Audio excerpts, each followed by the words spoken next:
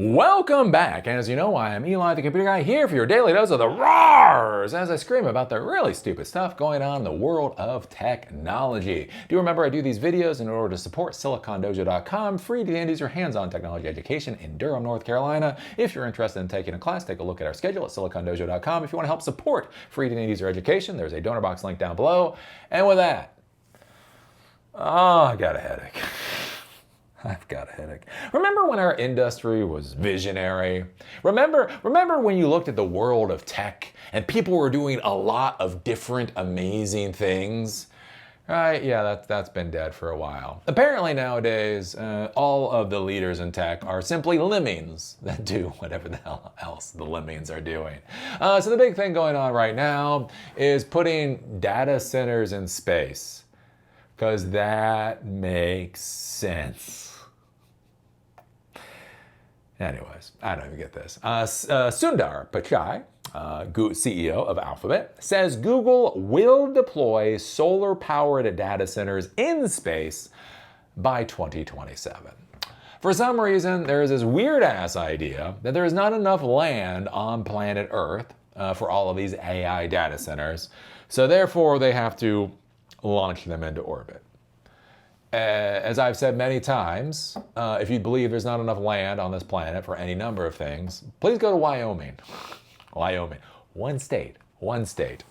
Anyways, but there's this weird idea, right? Basically closeted people that do not get out into the actual world and see the planet for what it is, come up with these really stupid concepts, but they say these stupid things in such a serious way that everybody agrees with them. Well, Eli, are you as smart as Sundar Pichai?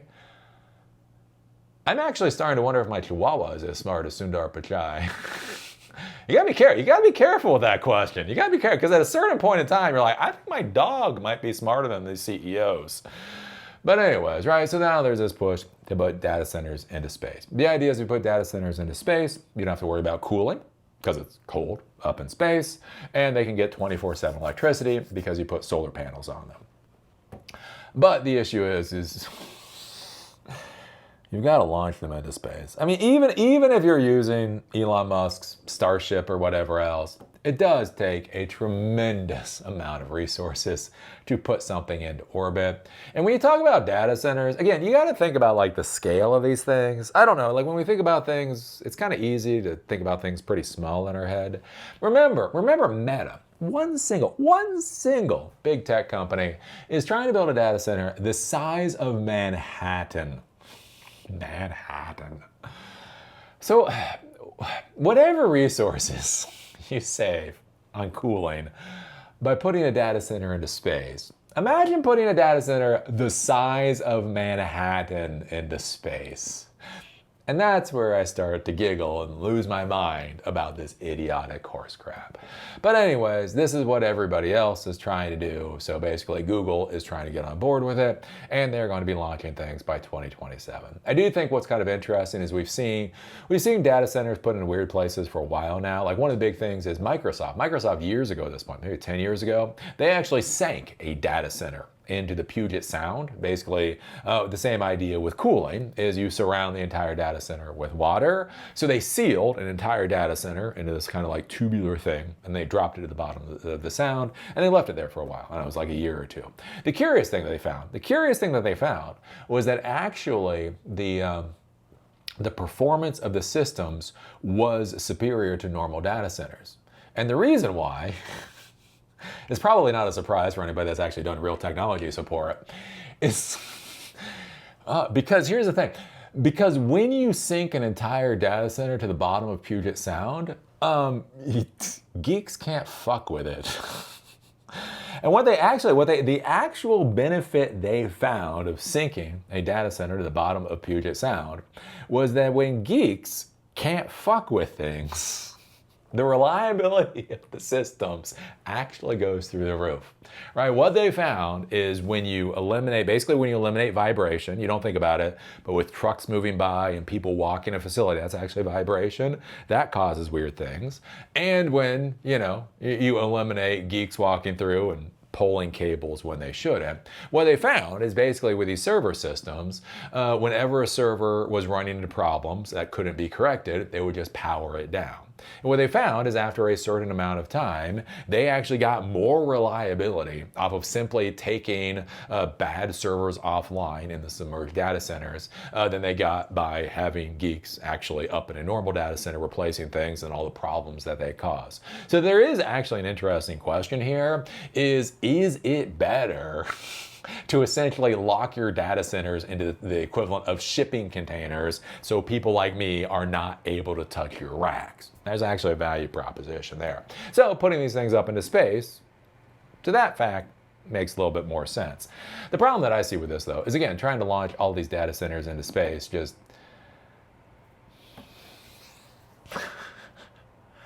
I don't know. Just kind of gives me a headache at a certain point in time. Looking ahead, Google may not be taking as many audacious moonshots as it did in its early years, but it remains at the forefront of global technological transformation, shaping how people work, communicate, and live. The company is now planning to revolutionize cloud computing services by deploying solar-powered data centers in space by 2027. Now, to be clear, could there be a value proposition to this?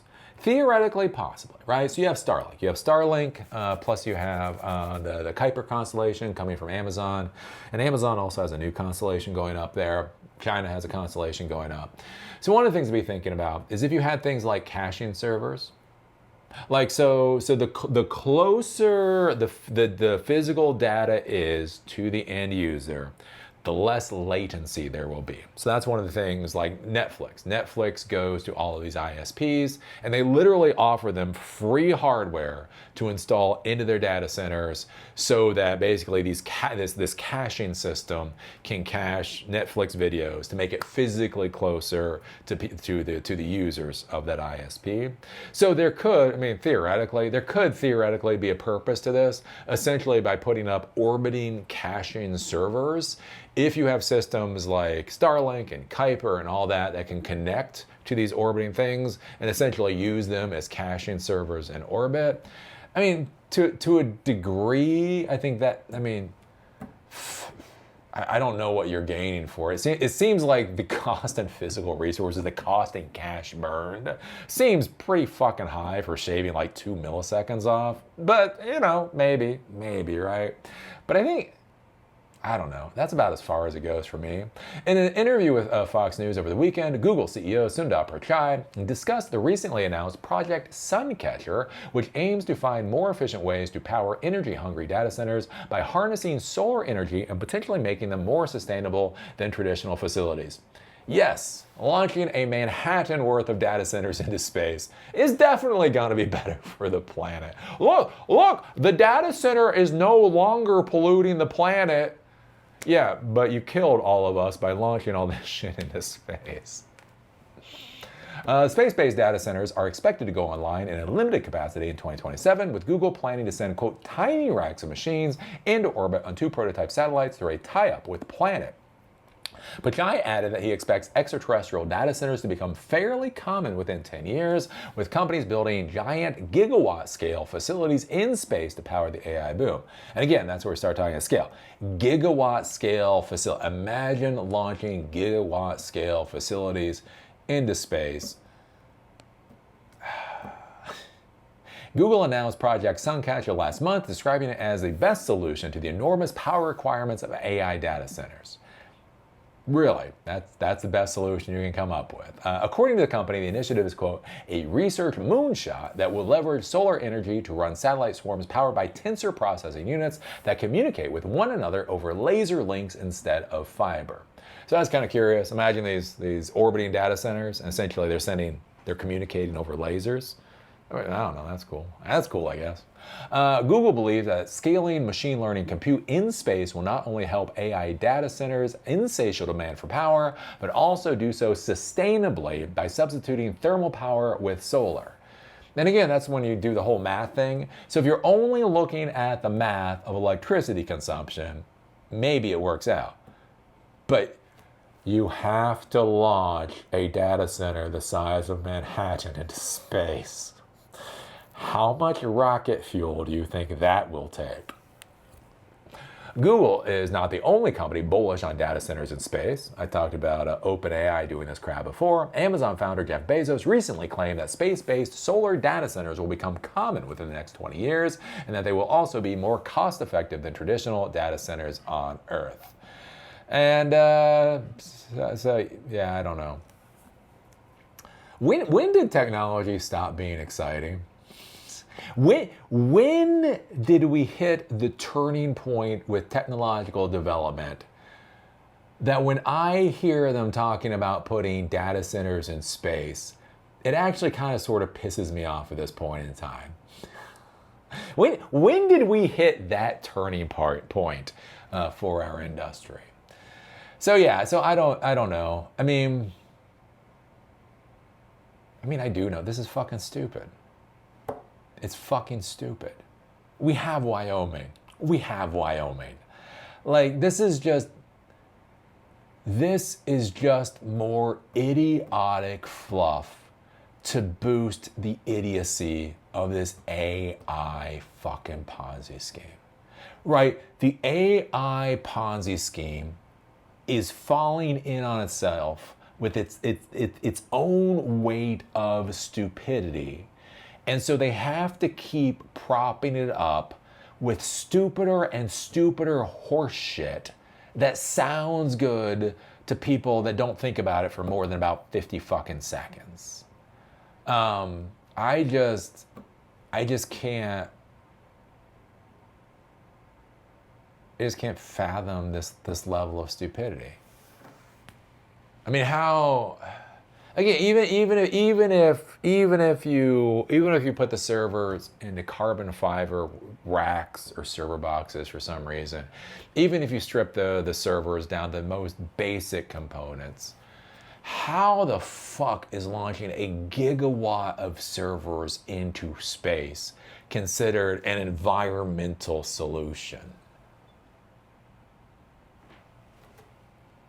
I don't know. So it's interesting. It is interesting from a technical concept. I think this will be valuable going into the future as we start moving to the moon, as we start colonizing the moon, as we start colonizing Mars. I think this is kind of like, it's not like we're in the dot-com. It's not like we're in the dot-com boom and the dot-com bust. I feel like with this concept, we're like back with ARPANET. We're in ARPANET.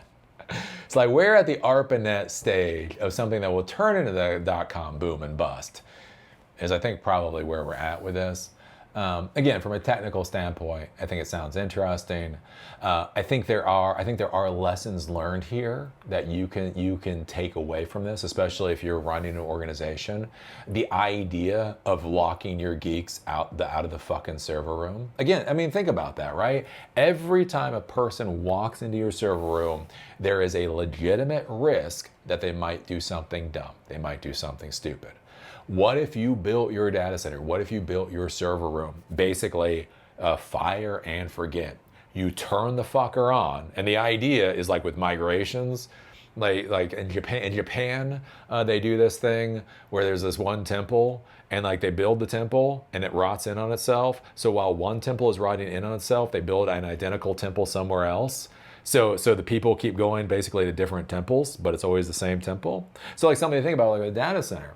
What if you had two physical facilities? So you spin up this data center, and then basically once it's running, you lock the doors, right? And you've got like say a 3 or 4 year life expectancy on that data center. And while that data center is running and nobody touches it, just does what it's supposed to do, you build your next version of the data center over here. And then you get that all built up over a couple of years.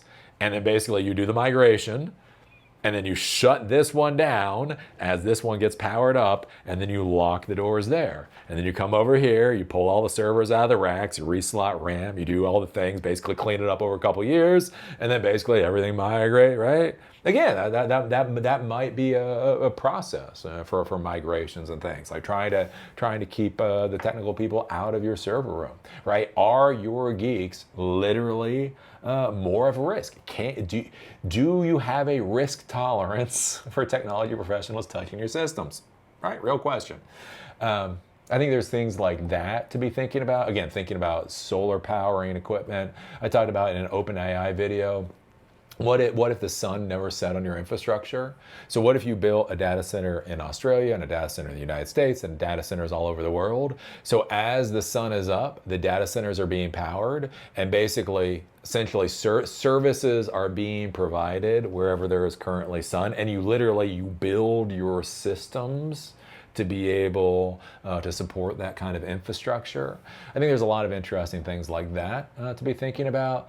But again, the idea of shipping all this crap into space is fucking dumb. It's just fucking dumb. I'm so fucking tired of these fucking dipshits that are basically just trying to mine the foundations of our society so they can get a little bit more gold. They're like, we don't care how much of the society we have to destroy, so long as we can get a few more $1 billion. And putting this shit into space, it sounds cool. It sounds cool at very first blush, but past that, what the hell are you talking about? But anyways, that's just my opinion. And again, think about it. Think about a gigawatt of data centers in space on a 4-year depreciation cycle. And that's the other thing to be thinking about. Like, we talk about depreciation cycles, and so that is whatever it is. We've talked about that with AI before. But think about this. You put these satellite data centers into space. You're not retrofitting these things in space. Right? This isn't like you build a data center and then as time goes by, you pull old servers out of racks, you slot new servers into racks. So the data center continues to exist, the racks continue to exist, the power distribution, the air conditioning, all of that continues to exist, the solar panels you have powering continues to exist.